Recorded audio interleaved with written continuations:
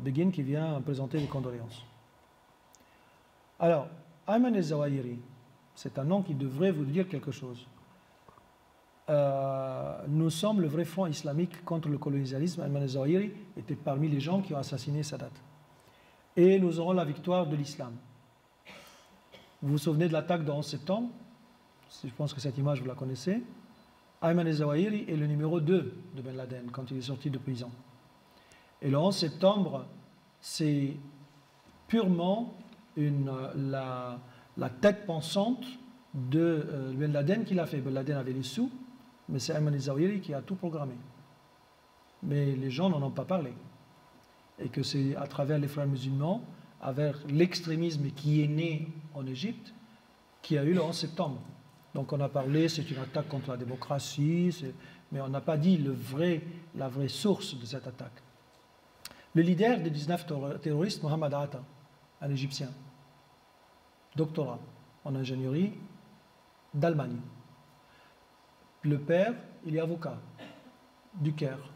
Donc n'en parlons pas de la pauvreté seulement. Hein, c'est une idéologie. Il était convaincu qu'il faisait du bien. Et donc c'est lui qui a mené l'opération. Et vous vous souvenez, les 19 Saoudiens, mais Mohamed Atta a été... et puis il a écrit une lettre en disant qu'il fait du bien pour Allah.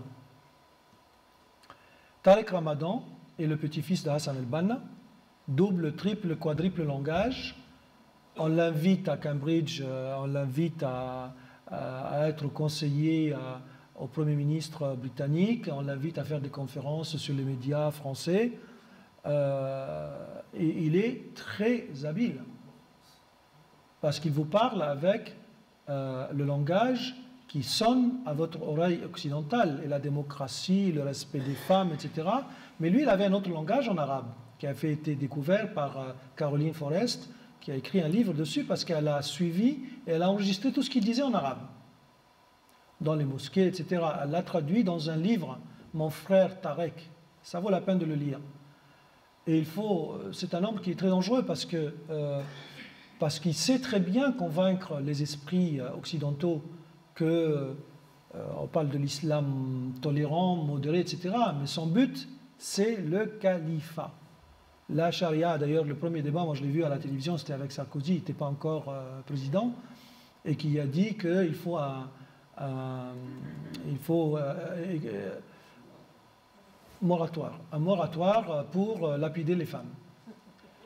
Alors Sarkozy disait, mais quoi, parce que vous parlez parce qu'il y a la possibilité de lapider la femme. Voilà. Alors là, il s'est retenu, etc. Mais il y a beaucoup de choses qui peuvent sortir de temps en temps par erreur, le fin fond de ce qu'il pense. Alors, Moubarak a établi le couvre-feu. Il est resté sous couvre-feu pendant 30 ans, jusqu'à la fin. Et moi, je considère que la pire chose qu'il a faite pour l'Égypte, c'est qu'il a laissé les frères musulmans, il les a laissés dans la société. C'est-à-dire que lui, il a dit, laissez-moi tranquille, moi je suis sur ma chair, et puis ils se sont infiltrés dans toutes les institutions, les écoles, l'éducation, la justice, l'armée, la police, tous les domaines. Tous les domaines, ils étaient partout. Mais avec une méthodologie bien étudiée, une stratégie bien étudiée, c'est-à-dire qu'il faisait beaucoup d'humanitaire. Il aidait énormément les pauvres. Ils ont fait des écoles, ils ont fait des hôpitaux. Et donc, dès que l'occasion s'est présentée avec la révolution de 2011, Moubarak est parti, un conseil militaire qui a pris le pouvoir et qui a dit clairement, on ne comprend rien à la politique, nous on veut tenir le pays tout simplement pour que ça ne soit pas le chaos. Avec la bénédiction de l'administration américaine, eh bien, Morsi a pris le pouvoir. 30 juin 2012, il est devenu le président. Mais j'entends souvent le premier président élu démocratiquement. Alors là, la majorité des Égyptiens, ils sont furieux quand ils entendent ça, parce qu'ils savent très bien comment ça a été fait. Et moi, pendant plusieurs fois à la télévision, quand ils me posaient la question avant l'élection, je dis, mais vous vous attendez à quoi si on fait des élections parlementaires? Parce que normalement, après une révolution, on fait une constitution d'abord. Et il y a beaucoup de jeunes qui ont dit Dastur awalan, Constitution first, la constitution d'abord, pour pouvoir pour qu'il y ait une constitution qui répond à leurs aspirations. Parce que les jeunes qui ont fait la révolution au départ, c'était vraiment la justice sociale, la liberté d'expression, le discours religieux à enlever des mosquées, la cohabitation avec les chrétiens. C'était beau, c'était très beau.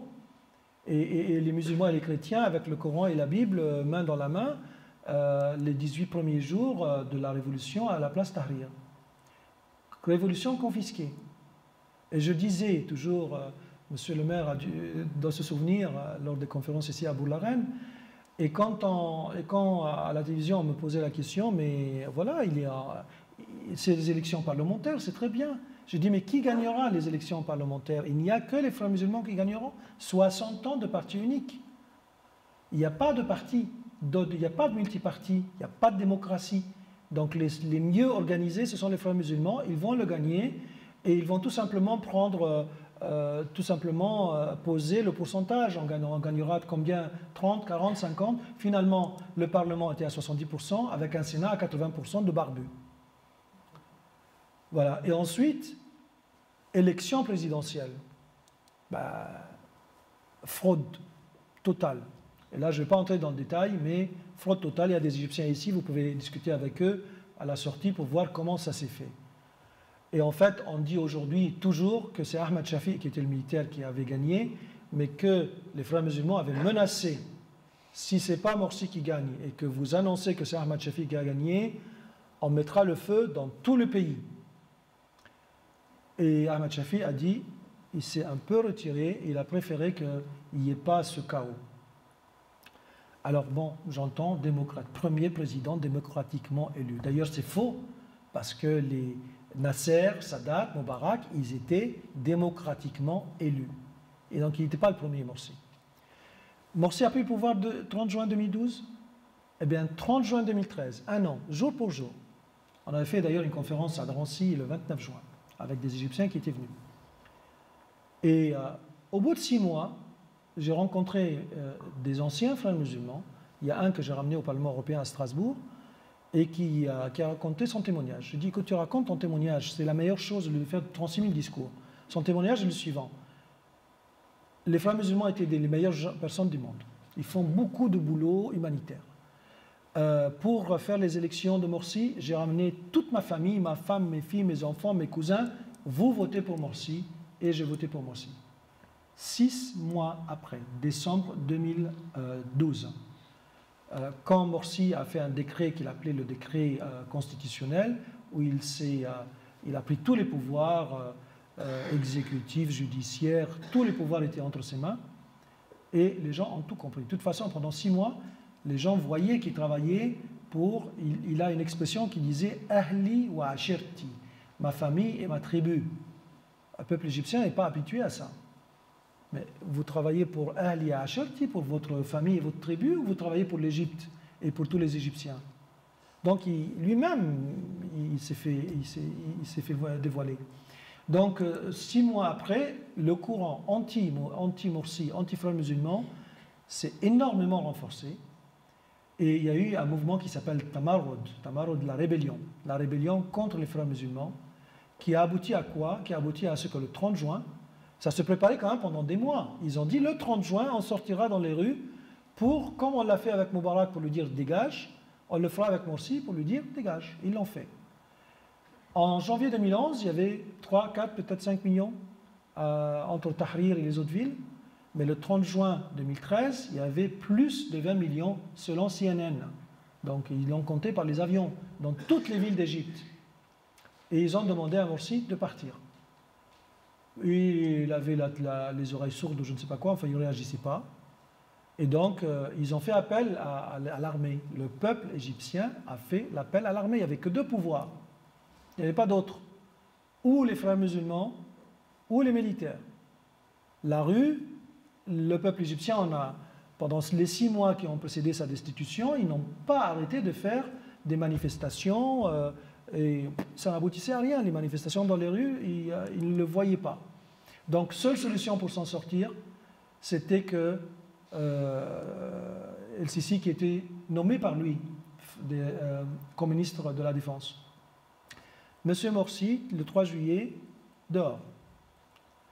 C'est exactement le même scénario, pratiquement, que le ministre de la Défense, Tantawi, qui a dit à Moubarak, il était donc ministre de la Défense, nommé par Moubarak, et puis il dit, Monsieur Moubarak, vous voyez ce qui se passe dehors, dans la rue, donc il faut que vous partiez. Sauf qu'en Occident, et encore aujourd'hui, on parle de la révolution de janvier 2011, mais on parle du coup militaire de juin 2013, ce que le peuple égyptien du tout ne l'appelle pas comme ça, il l'appelle notre deuxième révolution. La Constitution a été faite en 2012 et il y avait des distributions. Alors là, c'était clair parce que c'était dans les télévisions. Ils distribuaient de la viande, de l'huile, du riz. Et attention, vous votez oui. Parce que si vous votez oui, il y a un gros truc en vert, vous allez au paradis, vous votez pour Allah. Et à côté, un truc, une tache noire, si vous votez dans le noir, vous allez à l'enfer. Les pauvres gens, il y a quand même la moitié, 50% d'un alphabétisme en Égypte. Il y a des gens qui ne savent pas qu'est-ce qu'il faut faire.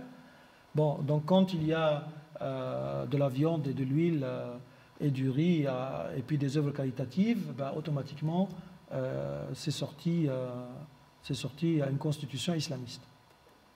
Alors, les frères musulmans et les salafistes sont un grand risque. Et en Égypte, ils sont les risques pour les chrétiens coptes, ils sont les risques pour les femmes. Alors, le plus simple, c'est que j'ai 3 vidéos, 1 minute et 3 minutes, que je vais vous montrer. Je voudrais que vous voyiez où on était arrivé, le discours et l'éducation que les cheikhs et les imams à cette époque-là, il y en a encore, cherchaient à mettre dans la tête des gens.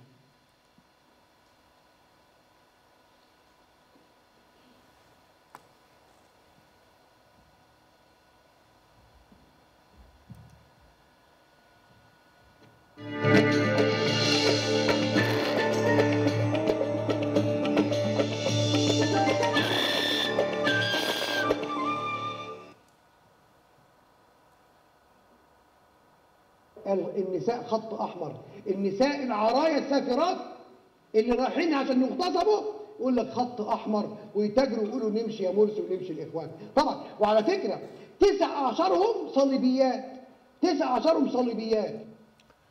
En français, puisque c'est marqué en anglais, il dit les femmes qui vont à la place Tahrir pour se manifester, on dit que c'est la ligne rouge. Ces femmes-là, elles sont des salibiyat, ça veut dire des croisés. Il n'a pas dit chrétiennes, hein, c'est croisés.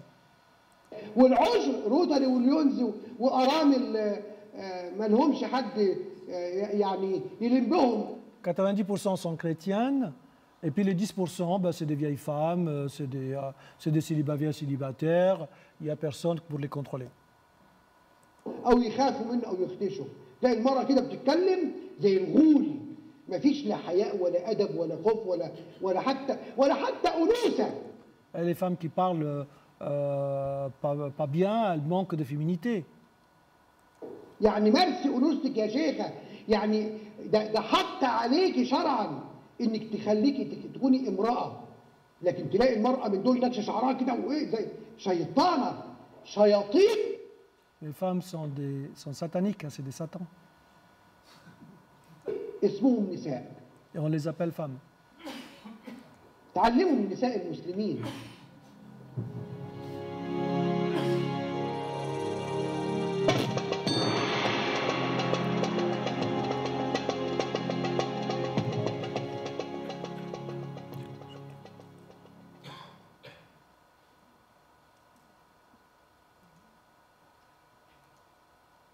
Le deuxième.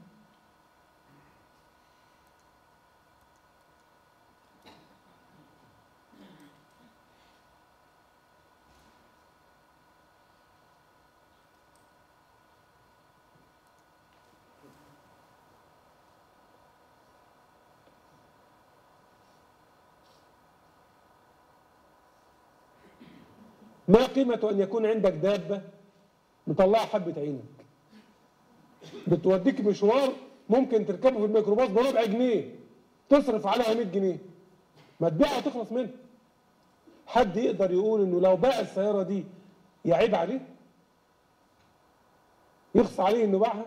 ده مش اصيل؟ ما هي ده.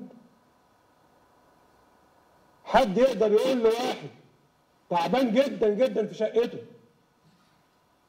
وشقه جيرانها سوء وهي قليله المرافق وحالتها بالبلد، لو باعها حد يقدر يقول له يا عيبه عليك؟ ازاي انت تبيع دارك؟ ده دي اللي انت اتولدت فيها وقعدت فيها وتربيت فيها وكيت وكيت، لكنها لا تصلح الان. لا تصلح الان، لا جيران سوء، لا راحه لي فيها. وكذلك المراه، وكذلك المراه لو امراه بهذا الخلق السيء ولا راحه معها البته، ما المانع